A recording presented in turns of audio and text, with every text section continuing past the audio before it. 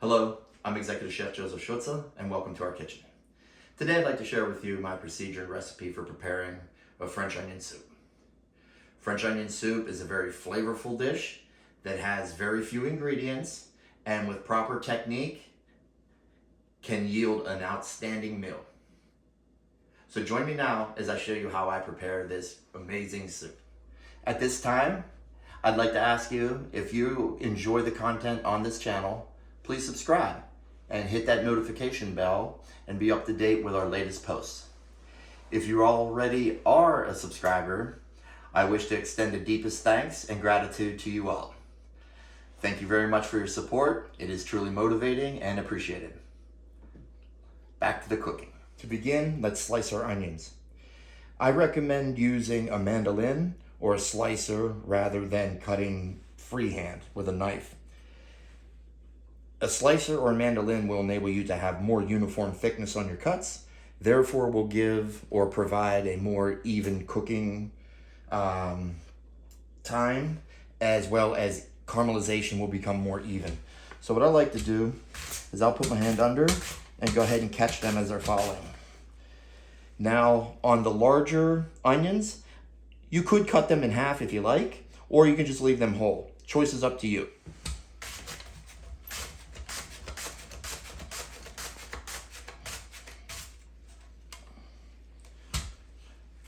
Well, now that we have our onions sliced, I'm going to go through and start cutting some of these larger ones in half.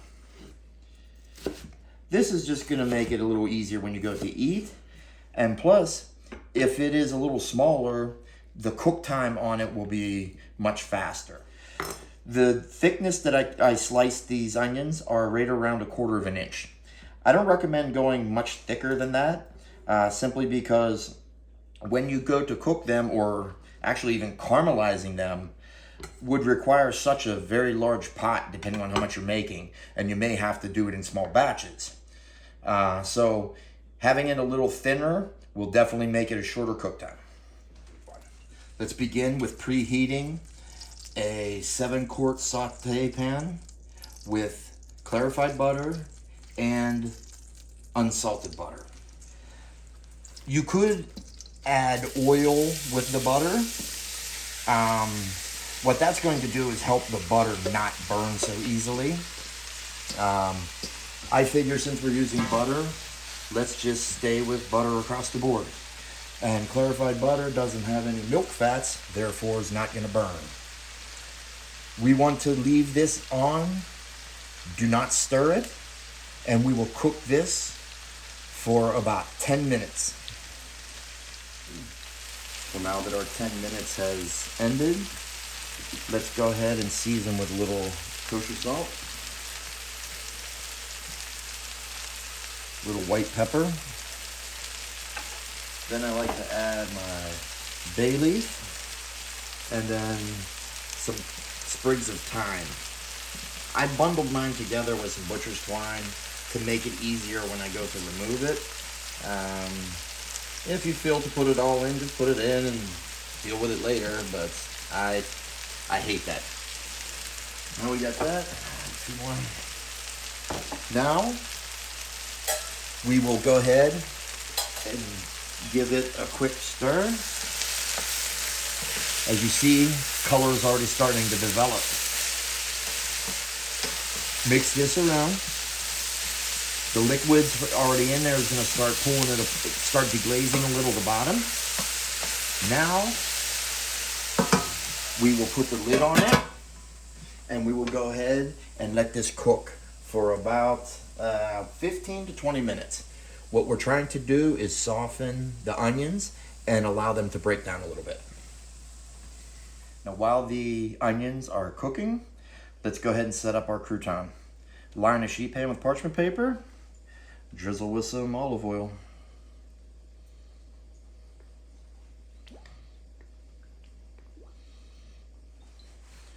I will flip them.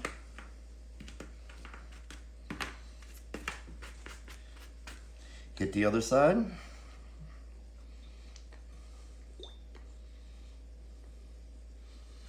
Go ahead and put them into a preheated oven, 350 degrees Fahrenheit, until golden brown.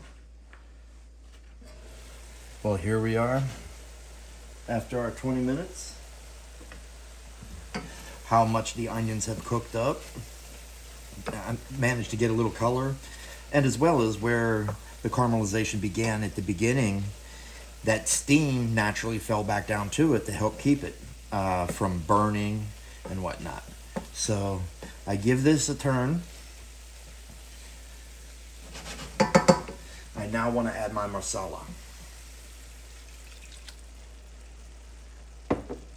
Now we will go ahead and gently scrape the bottom and stir this a little bit. And what we're doing is called deglazing. We deglaze that pan, get the fond off of it. That's going to help with color and flavor for our soup.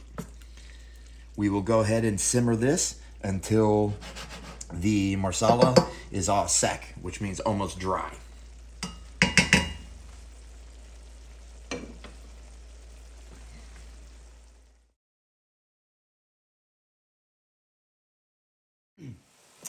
Well, here we go.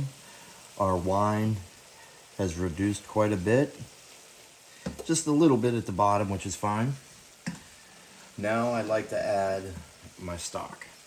What I do with mine is I add 50-50 Veal Glace and beef stock. The Veal Glace is going to help the viscosity and make it have not such a sloshy consistency.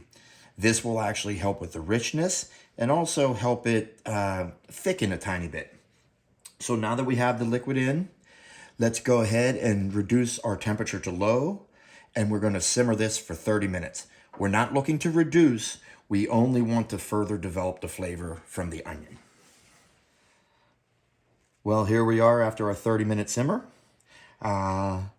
The consistency is very nice. It's not too loose like a regular stock or water, and it really has a nice fluidity to it.